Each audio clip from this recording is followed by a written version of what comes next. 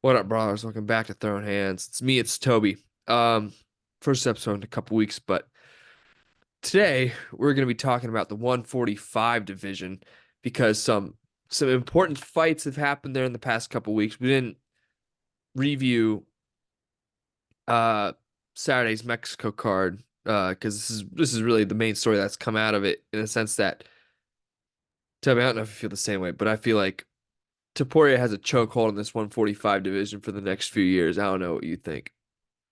Yeah, no, I would definitely agree with that. I think that both the guys from the previous main event would probably get handled by Taporia pretty easily, even in the areas where they should excel at. Uh, or some people might even say they have an advantage over Taporia. But the way I see it is he's too well rounded. Like I think he can match anybody probably anywhere. So I think yeah, he's gonna hold his belt for a while. Yeah, I'm pulling up Yair and Ortega right now. So in case you didn't hear, uh Brian Ortega defeated Yair Rodriguez by submission. And to be honest, none of them look good, in my opinion.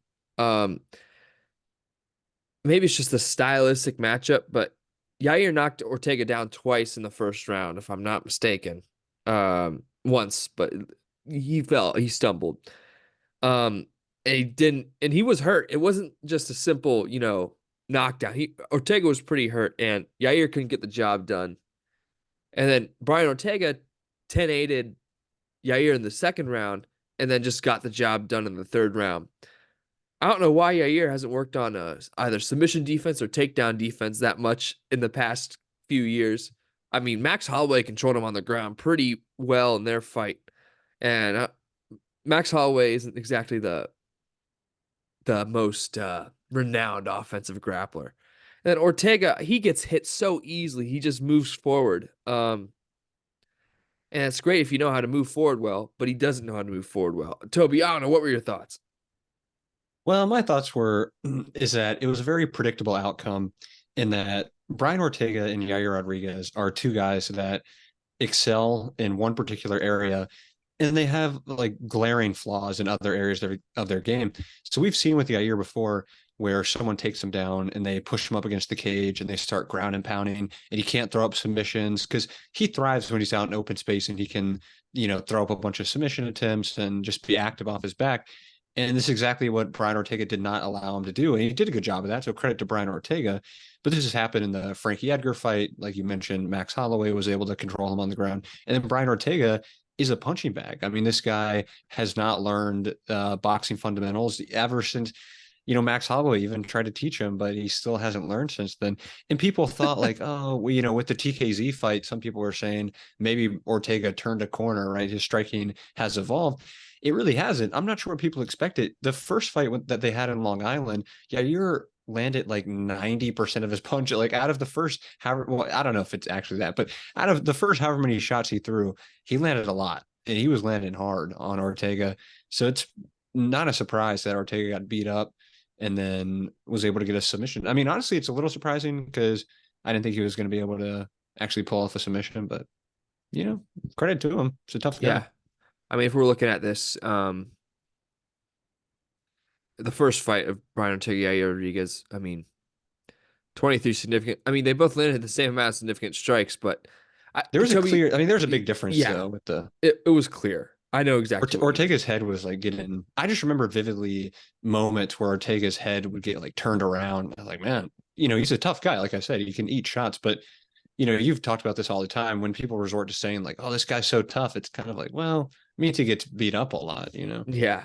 Um, One thing you made a point about his striking, his boxing, the throwing of his hands. Shout out to the podcast. Themselves Yeah, was better in the Korean Zombie fight, I'd say, but his head movement is non-existent. Um, yeah, for and sure. in my opinion, if you're going up against a guy the likes of Ilya Topuria, I I don't think that fares well for someone like Brian Ortega who doesn't move his head. It's someone who No, pressures forward like Ilya Taporia. And I think we another. Go ahead, go ahead. we could debate all day about how Taporia would handle himself on the ground against Ortega. I just can't see Ortega getting him there. And yes, Bryce Mitchell, Bryce Mitchell's he's a top three grappler in the division, probably. That's not saying much in this division because this division is not very grapple health uh happy. I mean, Caceres might be the fourth best in the top 15, if that tells you anything about the grappling in the division. But I don't know. It's just if Yair gets taken down to the ground by Topuria, it's going to be ugly. If Ortega can't get it to the ground, it's going to be ugly. But I think Topuria can uh, work on the ground with Ortega. I don't know, man. This is interesting. Yeah, I think a key difference between a fighter like Ilia Topuria and Yair Rodriguez is that when Yair had Ortega hurt in this fight, he lost a lot of his technique. He was kind of running in recklessly. And Topuria is a very, very calculated finisher. I mean, you watch any of his finishes over Damon Jackson, for example, or Jai Herbert. I mean, he is like very focused when it's time to get someone out of there. Bryce Mitchell. And yeah, I mean, I think, like you said, Bryce Mitchell's a pretty good wrestler. I've denigrated Bryce Mitchell's wrestling ability, and after watching his past couple fights, well, with the exception of the last fight, obviously, but before that, Yeah. his wrestling, it's better than I had anticipated, to be completely honest. So it's really, getting taken down like once or twice by Bryce Mitchell is not really a big deal. I don't think Ortega, his wrestling looked better in this fight, but Topuria is on a different level when it comes to takedown defense, and once it gets to the ground, then Yair Rodriguez is. You make a good point about Ortega's wrestling. It's not great. I Yeah, it's mean, okay. his jujitsu is phenomenal. I mean, that was a great arm triangle. Mhm. He cinched that up beautifully, but his takedowns are mostly single leg high crotches, and he kind of tries to pull the chair out from under you in a sense, I guess. Uh, and then, like you said, you made the point about yeah, if he's out in the middle octagon, he probably some of I think his grappling is underrated offensively. You make a good Mhm. point there. If he's out in the open, but if he's up against the fence, he has. And what's Tapori gonna do? He's, it's. Yeah. I know I'm a Taporia stan. I will ride for this guy all day, every day, uh, through thick and thin. If there's no Taporia fans left, I'm dead. Let's just put it that way. But Yeah. there's there's there's in my opinion, there's not much in this division as for a challenge for Taporia. um, Holloway can do it, but he doesn't move his head either. That's why he has the most significant strikes absorbed over any fighter ever. I'm pretty Mhm. confident I'm right on that. But Yeah, yeah, man. that is true. And I look at the rest of this division. Who gets the next title shot? Because I think Taporia came out and he said he doesn't he's not going to fight until like September, October, November. Um, and people complaining, oh, he's not going to fight much. He's never fought more than twice in a year, if I'm not mistaken. Uh, Hmm. so that's just how he rolls. He's going to retire by 32, which, hey, shoot, if he wins out by 32, I'd do the same thing. So, Well, look, I mean, with the age that he's at, even if he's only fighting twice a year, he's going to have like 10 title defenses and yeah, retire. If he retires by 32 and retains the belt, like assuming he, with injuries and everything, realistically in that time frame, he could probably rack up like 6 or 7 title defenses, and that would still put him up there with one of the greatest resumes in the featherweight division's history. So, and he'll yeah, probably move up actually too, so he could even get two division champion status. I mean, that's a fight. Him versus Islam. I mean, oh boy, yeah, that's incredible. Vulcan Islam, right? Like that's a super high level fight, incredible fight. This might even be a yeah. little better. I mean, this could even be a little past that, if I'm being honest. I mean, In we got to terms of see. my excitement Yeah. for it, I mean, oh, two Ooh, yeah. guys from the Caucasus Mountains. Oh man, come on. Oh, Russia versus Georgia. That's a Russia versus, sad I rivalry right mean, there. If you open up a history book, ooh, well, yeah, but yeah, in the um, context of mixed martial arts, yeah. This is all. This is great. This is everything we ever wanted. Um, um, I lost my train of thought, but you know, eh, well, Holloway should get the next title shot in my opinion. Volk shouldn't come back for a hot minute, like no, not a no. while. And Holloway should get the next title shot. But if he gets TKO'd against Gaethje, I say goodnight, man. If he goes down to featherweight, because Yeah. that's terrifying. If he's gonna fight Topuria, Well, if he loses to Gaethje, he certainly should not be fighting Topuria, even if it's like 4, 5 months later. Like I think, he should take a fight in between that, or just take a little more time off. I mean, in the meantime, I wouldn't have an issue with Brian Ortega getting a title shot. I mean, that's kind of, you got to go through Brian Ortega. All the like Holloway did it, Volk did it. I mean, he's just kind of one of those guys that's been around, and it was an impressive win over Yair. I feel like he's the most deserving out of like Evloev and Josh Emmett. They're coming off wins, but Evloev, a lot of decisions. Josh Emmett, he beat Bryce Mitchell. That's not really title shot worthy. So there's really only two guys that you could even make a case for, I think, and it's yeah, Holloway and Ortega. And it really just depends on what happens at UFC 300. yeah. And if You you know? look at, uh, I personally think Ortega should fight Evloev for a title eliminator. That's just my opinion. I don't. I, Yeah. I mean, Ortega's been out for a minute. I don't think that he deserves a title shot right away. He's not John Jones. Right. So, but yeah, I mean, Holloway's ever since COVID uh, came into play, ugh, YouTube's gonna find a way to put COVID information down at the bottom of this video. Um, Yeah, no, Holloway's definitely deserving. I mean, yeah, beating he's only lost to Korean Volk in Zombie, the beating Arnold since Allen. Yeah, pandemic. exactly. Only lost to Volk. Beat Yair, all these guys. He went through everybody else. So Yeah, so uh, there's people that are saying Holloway isn't in his prime. I don't really see too much of a decline from him. I don't. I yeah. don't. People are like, oh, it's clear. Is it really? Am I missing Well, something, Toby? the only thing that worries me a little bit is he got hit pretty often by Korean Zombie, and Korean Zombie was looking slow, and he should not have been touching Max Holloway as much as he did in that fight. I mean, there are moments where, Max got cracked in that fight, and he ate it well, but if that were Gaethje, I mean, that's a bad situation for Max Holloway because we saw, if, people have watched the Dustin Poirier fight that he had at UFC 236. I mean, Poirier was tagging him. He was falling all over the octagon. I don't think he got knocked down. Maybe one time he got knocked down in that fight. Or no, he Hmm. kind of like stumbled. I don't know if his hand or anything touched the ground, but Gaethje's got more power than Poirier and is a very accurate guy, very deadly Yeah, finisher. So just to see how often Holloway got hit against Korean Zombie, I don't think he's washed. I don't think he's out of his prime per se. He's still pretty young, and I think he's a uh-huh. tremendous fighter still. But it's just these last couple fights, he's just been getting hit pretty often, even though he's Yeah, winning. But yeah. I mean, if we look at Holloway, I mean, 3,197 significant strikes landed. yeah, way more than the next Angela Hill, fight. Yeah, Sean Strickland second. I had no idea. yeah. Makes sense. Mhm. Jeez. Yep, it does make sense. Uh, Look at Alistair too with the almost Green. 10% difference between him and the next highest significant strike accuracy. That's Yeah, incredible. I mean, That's he actually never. 74%. That is That's absurd. unbelievable. I mean, he never threw something where I'd think, why is he throwing that? Yeah. Alistair is definitely, without question, one of the most underrated fighters ever because people look at his reel and they're like, oh, he's got knocked out so many times.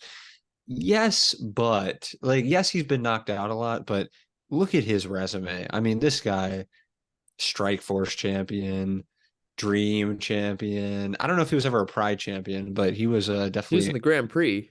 yeah, definitely very good in Pride. K1 kickboxing. I mean, come on, guys. Yeah, come on, guys. Um, Overeem certified Hall of Famer, in my opinion. oh, he has to be. He And has there to there be. was a time too where like around the time when he got knocked out by Bigfoot Silva, where he was just kind of like not taking things too seriously and he was messing around in fights. It's kind of like Anderson Silva was at one point in his career. And he paid the price for that. But I mean, he made a title run after those losses. He ended up dropping Stipe in the fight. But anyway, I'm Yeah, on a tangent about Alistair Overeem. So Diopic. Um, yeah, man. you Taporia has a know, vice script. Speaking of guys losing and then making one last run, I would love to see Edson Barboza going back to the title, baby. I mean, Uh, I think he would get smoked. I think he would really get knocked out badly by Topuria, but he is always a dangerous striker. Like he can knock anybody out at any moment. Now, would that happen against Topuria? Very unlikely, but it would be fun. Yeah, I think Topuria would just take care of business and bring it to the ground. I don't think he'd really mess with Barboza on Yeah. the feet. He'd No, just he be like, definitely wouldn't. "Nah, we're not, Yeah. we're not doing this." All right, It was man. an impressive last performance by Barboza, though. Very true. I mean, he should have been out in that first round, if we're being honest. Yeah. It is incredible that he survived that. Yeah, that was pretty incredible. And I would love to see Cater get back up there. Cater's always been my boy, but I will say that last fight, he was not looking good in my opinion. Even though it didn't last that long, like I know he blew his knee out and everything. Before that, he was getting tagged by He's Arnold getting Allen. pieced up. Yeah, he was getting pieced up, and yeah. So I think Cater, I think he might be losing a step right now, which is unfortunate. But he is kind of in the later. It's like Rob Font. They're both kind of like a little bit on the decline right now. He's fighting Aljamain. So That's I'm surprised they honestly, did. it's a good matchup for him, I think. I agree, but I'm surprised Aljamain didn't fight somebody in the top five because he was just the champ. Yeah, that is interesting. Why they're doing that. Yeah, I don't know. Aljamain would be a really interesting challenge for Topuria on the ground Yeah, because he's so big. He's probably bigger than Topuria, if we're being honest. I don't know how he cuts down. yeah, it's very possible. Man, what a time in the UFC. What a time, man. This is Yeah, I do think the best path for Deporia is definitely just to defend a couple times and move up because realistically, there aren't many big fights with good contenders at featherweight right now. There's just way more matchups at lightweight, but even still at lightweight, I think I don't want to say lightweight is an overrated division, but I will say that in the same similar to featherweight, it's a little bit clogged at the top with guys who have just been there for a long time and maybe shouldn't really be up that high, that's what I We're was talking about thinking. like Michael Chandler. I mean, Poirier a little bit. I love Poirier, but these guys have been there for a long time. Oliveira not. Oliveira is still legit future champion. I mean, if we think about it, in a couple years, Charlie Olives might not be there. Gaethje might not be there. Poirier might not be there. Chandler probably won't be there. Dariush might Yeah. not be there. I mean, we're Hooker, talking I that's don't like get how two, Hooker's yeah, this like high. 2, 3 years, maybe. All those guys, there's a possibility that they're all gone. RDA, he's still up there. Bobby Green won't be there. Drew Dober won't be there. So many of these guys won't be here in a couple of years. Yeah, and of course there's going to be good prospects coming through, but if you look at bantamweight right now, that's where it's at. That's Woo! the That's where the heat is. primo number one stack All the division top right there. five, except for Aljamain's 30 or younger. So, And we got Figueiredo now coming down there. I yeah. mean, Song Yadong Murad. is a killer. Jonathan Martinez, Umar. Uh, I mean, yeah, Umar yeah. could be in a title fight right now, to be honest, but Dominic he just had, Cruz, up and comer. yeah, yeah. David, oh, dude, I think Figgy needs to go on a crazy run.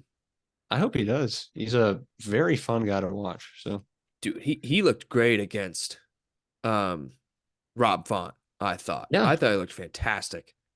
yeah. Maybe they could do him versus Cejudo, a little former student versus master moment, you know? Oh, I fear for Garbrandt. I Yeah. ugh. It's kind of a weird fight. It's like, I mean, Figueiredo just beat Rob Font, who is still a legit contender, and he looked very good. And Cody Garbrandt just beat Brian Kelleher, who is, I don't know if he's even has a 500 record in the UFC. And it's like, yeah, he looked good. He got a knockout and everything, but Figgy, I don't know, Ugh, guys. I don't that's know what we're scary. doing here with Cody. I think Weren't they might be lined up to rushing him fight a for little bit. the 125 title at some point? Yeah, yeah. Cody was definitely talking about moving down, and I think they might have even, yeah, They like made gotten pretty I think far. they made the fight, but Garbrandt got COVID. That's what it was. Yes. Hmm. He got COVID bad. Boy, I that would have remember been that. bad. That would have been a bad knockout. Yeah, especially at 125. I think Figgy would have just walked through him probably. Oh, dude, no question about it. Are you kidding me? Yeah, it would Oh be. man, look, I I hate to be that dude. I hate how everyone wants to be double champ, double champ, double champ. But if Sean O'Malley goes out there and sparks Cheeto, we have to make Topuria versus O'Malley in the summer. I don't care what anybody says. Wait, hold on. I will say, I am all for O'Malley versus Taporia. Great matchup. I think people are definitely underrating Sean O'Malley in that matchup. He has very good takedown defense. He's got good BJJ in his own right. I think he would do well with his length, with his height, with his reach. With all that being said, he needs to fight. Once he beats Cheeto, he's got to fight Corey I Sandhagen. agree. Corey Sandhagen has put in the time. He has been grinding, and And he the thing deserves is, it. He the really thing is, does deserve it. they've already promised Marab the next title shot. Yeah, but you know what? Marab can wait a little bit more. He's like, he didn't want to fight Aljo. I mean, all this. Marab waited his turn. He can wait a little longer, I'll say. I'm not arguing with you there. That's what I Also, too, if you just like generally speaking, the fans out there, what would everyone want? Would they rather see Marab in a title fight, or would they rather see Sandhagen and O'Malley? dude. That's Like a the absolute banger. striker's dream matchup. Now, Ooh, I mean, Sandhagen could come out there like Marab. Who knows with these last couple fights? Sandhagen might be Dagestani handcuffing O'Malley, but I now don't know. I think they'd here's the strike. thing: Cheeto could spark O'Malley. Yeah, That's the thing. that's possible. I'm expecting the best Cheeto, and when Cheeto's the best, there's not many people that can beat him. Let's be real here. Yeah, Cheeto's good, but I don't know. I'm a bit of a Cheeto hater. I like Cheeto personally. I mean I think that Rob he, Font performance was one of the most interesting things ever. yeah. No, the thing about Cheeto to me is that if you just go back through literally his entire career, he's pretty much losing every single fight that he's ever been. And he's very much like Brian Ortega. It's the exact same way. These guys made it into the title picture by getting beat up for most of the fight. You're talking about a guy in Cheeto Vera who was losing to Frankie Edgar, completely washed, absolutely washed Frankie Edgar. And Cheeto Vera was getting outstruck by this guy. And then landed a Boom. great front kick. Don't get me wrong. Fantastic knockout. I respect the knockout. But when you're losing to, Dominic Cruz and Frankie Edgar, and if you even go back further in his career, like really He was losing. obscure Didn't he guys. lose the first round to Davy Grant? Yeah, yeah, absolutely. I mean, he gave that fight against Song Yadong, gave that fight away. Could have easily won that one. And I just haven't seen outside of the first O'Malley fight, which was really just result of Sean O'Malley getting hurt. I haven't seen much aggressiveness from Cheeto, except for in like very specific moments, which, yes, that works out pretty often for him, but you can't just expect that type of strategy or lack thereof to work out in the long run. And I will say his last performance, I thought he looked better volume wise, and I thought he was just doing a better job in general. But I've just been disappointed a lot with some of his performances. Yeah. And this was not a split decision. No Yeah, means. yeah, Terrible. Terrible. Wasn't that the guy who wasn't that I don't remember the judge's name, but he judged Bellator the day before in Connecticut and flew out to Houston that day or yep, San yep. Antonio. Hmm. Uh, Cheeto, I mean, okay, that Cruz knockout was pretty brutal. He hasn't fought since. I hope he's okay. Yep. That was No, he's ooh, got great timing, very accurate guy, but like if he lands, it's you're going to the ground. yeah, Um, he's super tough. I mean, he's probably got one of the best faces for taking punches in the entire UFC. Like I've never seen him even get scratched by a punch, which is pretty miraculous. yeah. I I don't know if he's mean, ever been cut in the. I mean, he's been in the UFC a long time. I literally don't think he's ever like bled in a fight. I don't think he has. I mean, you wouldn't think someone with a 159 to 271 ratio of significant strikes lost would win a fight like that. That was a bad one. That's one of the worst beatdowns you'll ever see, which is crazy because Rob Font landed over 120 more strikes or something around that Yeah, than Cheeto. But I mean, he got just destroyed. It was hard to watch at the end. yeah. All right, we're gonna move on. We'll talk about that more next week because I'm excited for that. That'll be fun. Um, Yeah. Roy Val looked great. I thought. First two rounds went to Moreno, but I thought the last three pretty clearly went to Royval. I don't get how this was split personally, but man, if Royval had some punching power, Moreno would have been out of there. He was getting stuck in the last three rounds, and Moreno, he looked just slow. I don't know what it was. He had this weird overhand right. Um, I don't know what it was. Um, and oh wow, excuse me. Um, and he had that leg kick that he was going hard with, and it was working pretty well. I don't, I don't know, man. This was this, and if we look at the rankings at flyweight, I mean, Pantoja's beaten everyone in the top 10 essentially. I don't know, man. What do you think? These guys won't get a title shot next. Who does Pantoja fight next? I don't know. Yeah, I'm not sure. I do think this was a pretty subpar performance from Moreno. Just based on his past performances, he's looked so impressive in some fights, like the Kai Kara France fight, for example. He looked incredible, making great reads. He was landing that beautiful body kick that ended up finishing the fight. And that was the fight that he had James Krause in his corner, who's a good coach. I mean, can't deny him that. So I'm not sure what happened in this fight where he decided that he was just going to wing big, like slicing overhands. He kind of just Kamaru Usman is a guy who does this a lot of times. He'll like put his head straight down and just swing hooks. And sometimes that can work if you get into a wild exchange with your an opponent.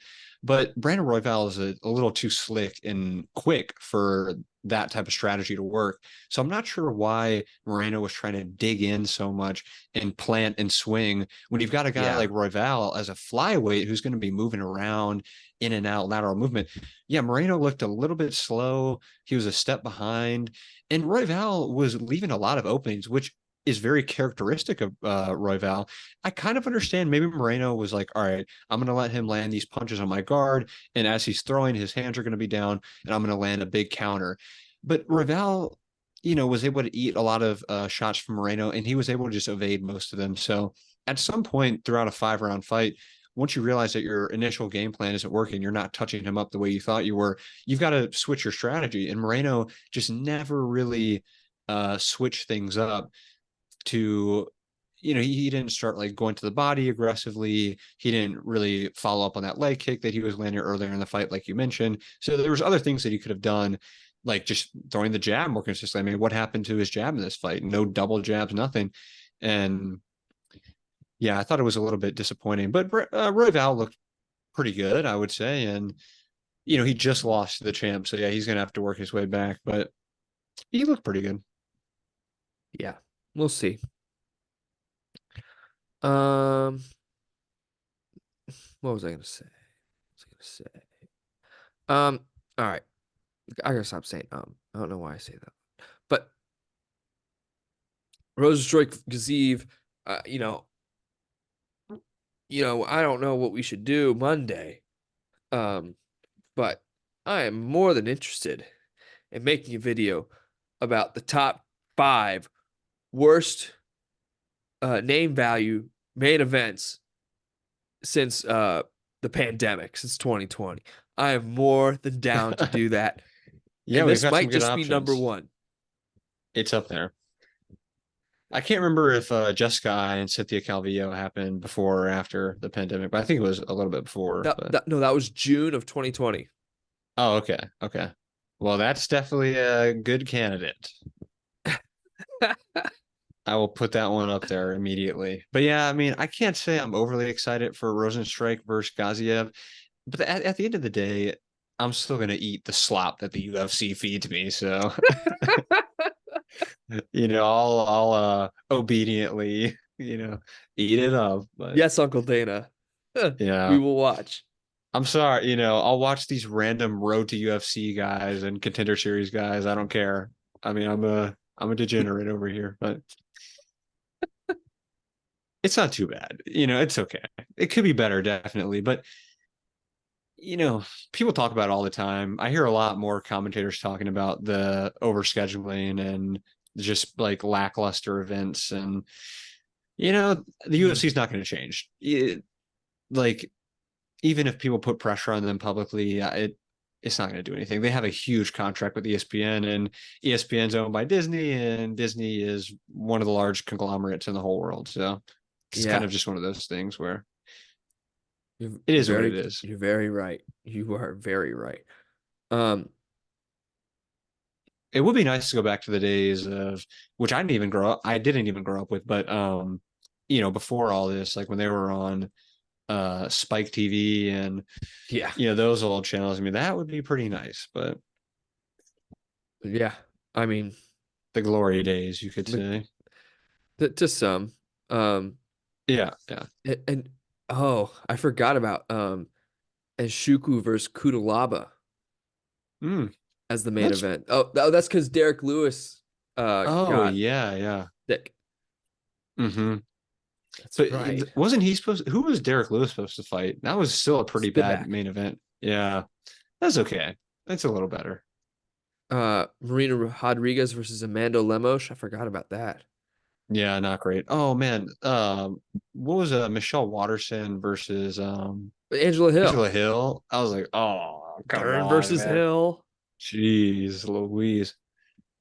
I The mean, UFC, everyone. for some reason, last year in particular, just went on a streak of like, we're just going to put a ton of women flyweights and Yeah, strawweights into main events for no reason. that was For no bad. reason. Like, what were they thinking? Yeah, 2022 was a rough year for main events. Yeah. Grasso versus Araujo, Arujo. I'll get that name. Um, yeah, Oh, there's been some bad ones. yeah. Lad versus No doubt about Dumont that. might be the worst one. I don't. Oh, man. What? That doesn't even sound real. Yeah, I remember Aspen. I forget what it was supposed to be. Ketlin Vieira versus Misha Tate, Oh, but my Tate got Lord. COVID, and then Holly Holm and Dumont got elevated to the main event. Then Holm got hurt. Then Aspen Ladd replaced Holly Holm. But I remember Aspen Ladd either missed weight or had an injury the week before that prevented her from fighting. So then she Wasn't it came in and filled in. wasn't it a 3 round main event too? Let me I see. don't I don't think they even went the full five. Oh, so I'm reading this real quick. She was scheduled to fight Sarah McMahon, and then she got COVID. Then it got moved to a month later. Um, on September 17th. She weighed in at 138, missed the limit. The bout was scrapped. Then she filled in for Holly Holm. And that's how they got Ladd versus Dumont. Oh, it was a 5 round fight, by the way. But yeah, that is pretty crazy. Mahachev voice versus Tiago Moises. Man, I forgot about that. Jeez. Yeah. That's not a bad one. I But mean, yeah, at the time, it was kind of a lower level matchup, but it's a fun one, I would say. yeah, Moises always brings it. yeah, that's true. He always does he's fun. But yeah, Rosenstruik and Gaziev might be the second worst one, name wise, or third. Yeah, yeah, The Ivers Calvillo card wasn't bad, I remember the card itself wasn't that bad. yeah, Maybe I was just fiending for sports because of COVID. But come on, YouTube, put that information down there for the people. But oh gosh, I mean, come on. This is I can't there's so many better fights on this card too. Uh yeah. oh, Vitor Petrino and Tyson Pedro are the co-main. Yep. Why isn't McIver and Perez? Why isn't That's a fun matchup. Schnell and Urseg? Great fight. Oh my gosh, this is actually kind of. Why isn't Pickett and Anders on the main card? I do like that they've been putting flyweights on higher up on the main card at least, because As they should be. yeah, the last card had a bunch of flyweights. I mean, Alex Perez and Muhammad Mokaev. If this were the UFC a few years ago, that would have been like the opening prelim, even though it's a highly ranked matchup at flyweight. But now I think they finally understand that flyweights. maybe the knockout percentage has just gotten better among flyweights, and I think it has over the past several years, but they've always been very skilled, and I think the UFC just kind of disrespected flyweights for a long time for whatever Yeah, reason. yeah. Um, we have Ariel Hawani versus fighting Javed Basharat. Mm, yeah. Dude, this guy who's fighting Umar Beksat Al Makan, Dude's kind of a savage. yeah, he looks pretty dangerous, man. I mean, this On the guy feet, seems absolutely. pretty good. On the feet, he's actually pretty terrifying. Yeah. This should be a fun one. I mean, this I guy's don't no slouch for I don't think Umar. this guy's gonna be a kid. If Umar, we haven't. Let me look up his record. Bezkat Al Makan. Yeah, I just the UFC lists him as 17-0, I think, but on Sherdog they have him as 14-1 with one On submission loss. topology, he's 17-1. Okay, okay. Huh. He fought in Bushido? What? Crazy. Um, yeah, I mean, the dude, 13 wins by knockout, 2 by submission, 2 by decision. Yeah. Yeah, this guy's a savage. This is not going to be a walk in the park for I'd Umar. say he's pretty legit, yeah. I think that's probably why they threw him in there against Umar. Like this guy can definitely make Yeah. some headway. This will be Yep. interesting, man. I'm actually kind of intrigued for that fight. Mm. Dude, what'd you think about Bellator PFL? Oh, I knew there was one more thing we have. PFL's pathetic. I mean, Yeah. who's it? Henan Well, Ferreira. all their guys got destroyed by simple steroid testing. So Uh, the toughest matchup for any PFL fighter is a steroid test. Yeah, the only AB. PFL guy that won on the main card was Renan Ferreira, and he beat like old man, destroyed knees, bad chin, Ryan Bader. No disrespect. I mean, Ryan Bader, he had a good run at one point, but man, he is not. First of all, he's not really a heavyweight, and he's definitely shouldn't be fighting a guy who's 6'8", who has incredible knockout power. I mean, I don't know what people thought was going to happen in that fight, but and all the rest of the other ones were kind of predictable too. I mean, AJ McKee, way more talented than Stevie Ray. Like, what are we Stevie doing here, Ray. guys? Stevie Ray versus AJ McKee. Those are two completely different worlds of skill. Yeah. Evelyn kind of.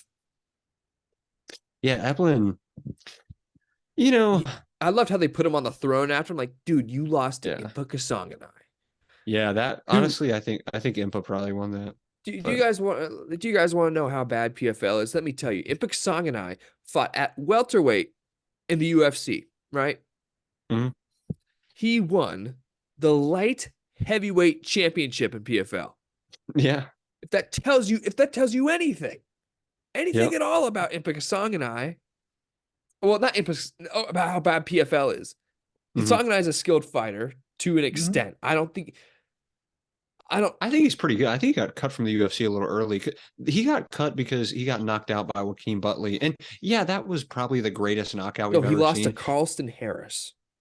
Well, yes, but he mainly I think he got cut by way of that knockout. I think like he lost a couple of fights, but I think he had more talent than, you know, I think he was written off a little too early. Yeah, but he wasn't a big middleweight by any means. So Yeah. that tells you anything about PFL. But I don't know what was Eblin doing. He got dropped. Yeah, and He then didn't look Thiago great. Santos and Yoel Romero, I didn't even watch that fight, so I'm not really sure what I happened in it, but I didn't watch it either. I wasn't too. I can't say at this point in my career or at this point in their career, I'm really too interested in Yoel Romero or Thiago Santos. I mean, I love both those guys, but they're way past their prime. They both just taken a lot of damage, Yeah. and I don't know. Okay. Aaron Pico's a savage, man. That dude is. Oh, Yeah, love Aaron Pico for sure. I don't get how UFC needs to pick that dude up. Yep. He is really good. He very fun guy to watch. Yeah. Yeah. I mean, whew. Um, Yeah, Nemkov beat Bruno Capoloza. Mm-hmm. Not a surprise there. McKee beat Clay Collard. I mean, Oh yeah, sorry, Clay not Collard's Stephen really. Ray. You're thinking of That's what I Jason was thinking of. Jackson beating Ray Cooper. Yeah, yeah, yeah. That was I don't just know. Yeah, I got mean. Stevie Ray mixed up with Clay Collard. That's so mean. Why did they put Jason Jackson up against Ray Cooper? I Yeah,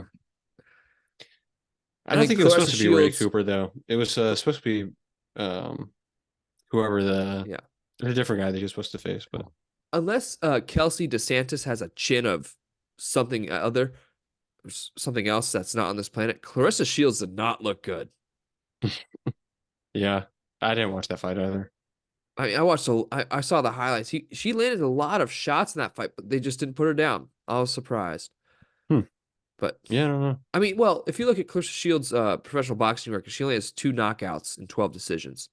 Oh well, Interesting. I thought Hey, she had way more fights than that. she's a dog. She's a dog. Um, so what? What's his face? And Ngannou's gonna fight Ferreira. We'll see what happens there. You think he really will? I think he will. I I mean, he don't know. gets I like mean, 2 million per fight. yeah, but That's an think easy about 2 million, but probably. how much does he make per fight in boxing? What do you like 10 minimum probably going forward? I don't know, but I think John Dude, Jones would do terrible things to both of them.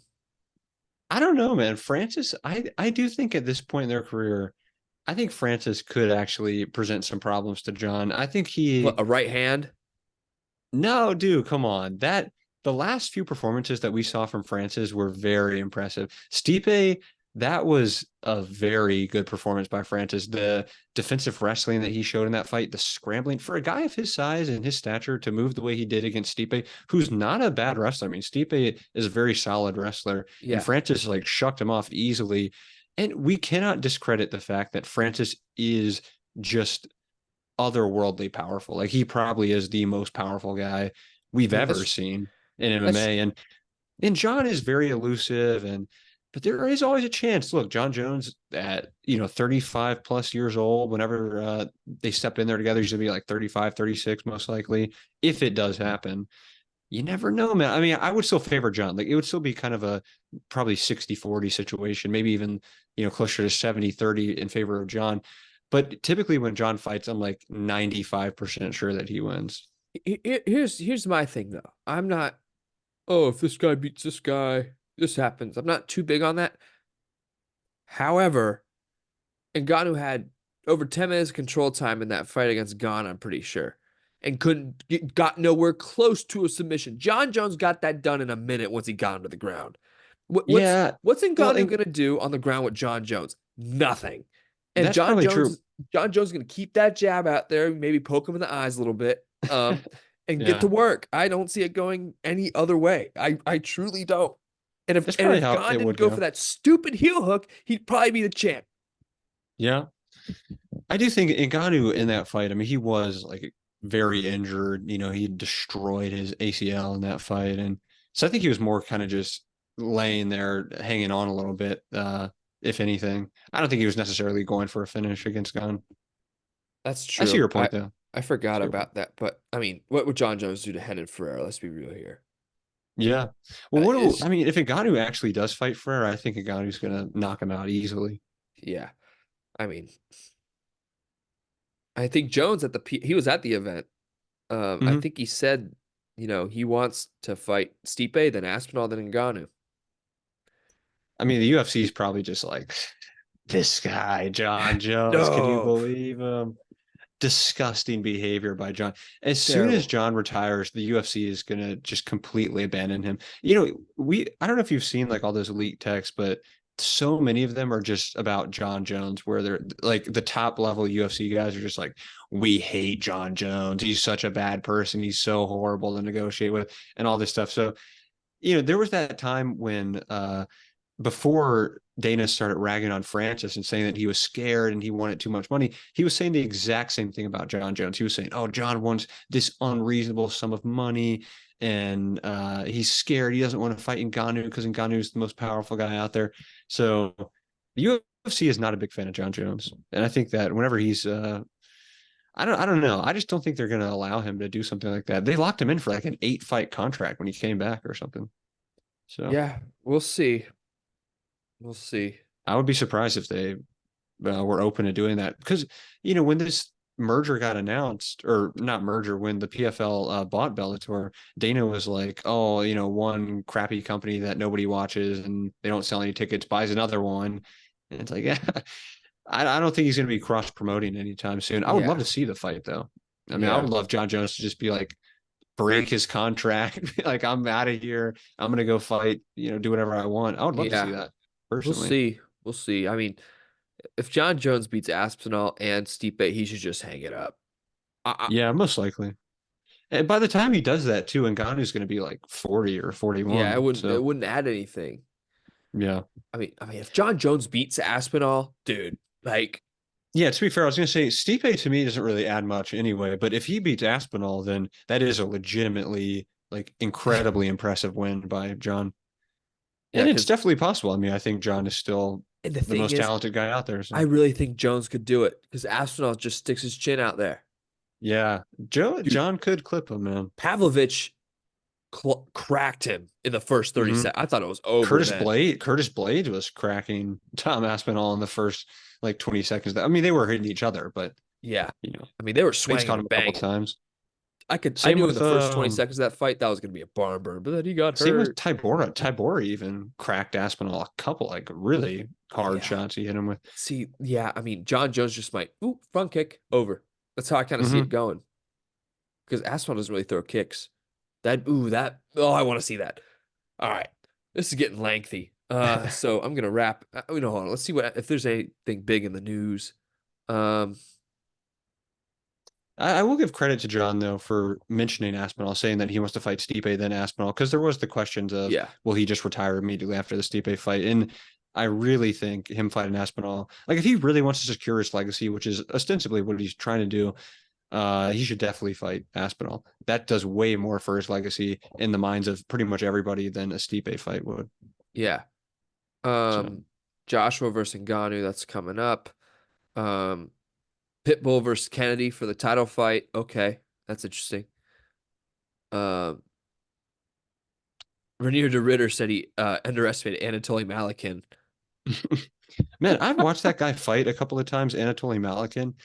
I don't Dude's know what it is scary. about him, but yeah, he's like whenever I watch him fight, I'm like, he doesn't seem to be the most skilled guy. He doesn't seem to be the most like quick or elusive or accurate, but he just walks through people, and it really is impressive. Like whatever he does, he's kind of like DDP almost, where I'm like, I see a lot of holes in this guy's game, and I see how flawed he is in there, but I mean, he's no one's been able to stop him really yet. So if it Did works, it you? works, I guess. He's fighting de Ritter again at middleweight I did not know that. tomorrow.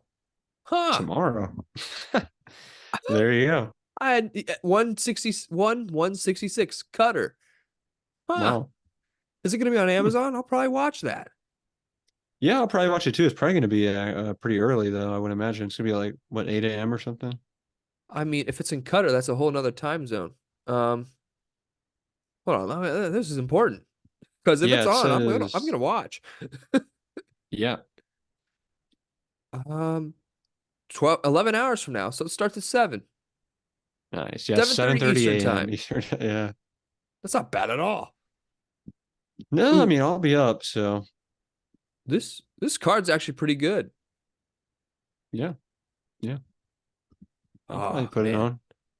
I will watch that. Yeah, I do Um, like one. I'm actually kind of a fan of the way one just throws on like Muay Thai fights and kickboxing yeah, matches, and they kind of just mix everything together. But I actually think they do it pretty well. yeah. Like it is a They don't bit, do their finest as well. That's for sure.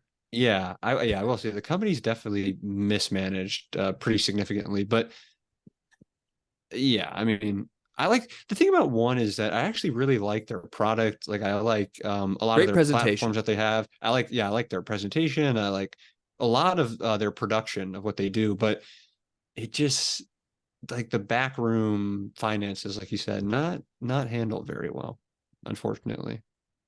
Yeah, I agree. Um, okay, I think Ryan Garcia is in way over his head fighting Devin Haney.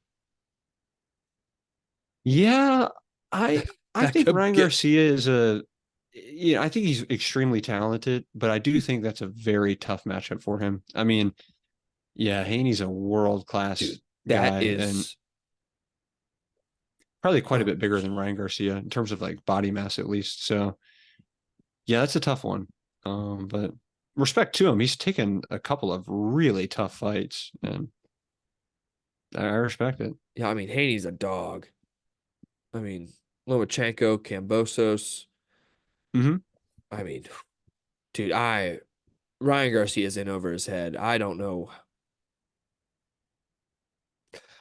Outside of his jab, what does Garcia have that's his hook, his rear hook? Yeah. So that's that's gonna be tough for him, man. Hmm. That's gonna be a really hard fight. Yep. We'll see what happens. I'm I'm interested to see April 20th. Oh, Yep. 420 in Las Vegas. How interesting. Nice. But yeah, that's all I got, man. Do you have anything else to add? No, all good. All right, cool. All right. So we will see you guys sometime next week. Maybe we'll figure out something Monday, probably. But peace out, guys. Peace.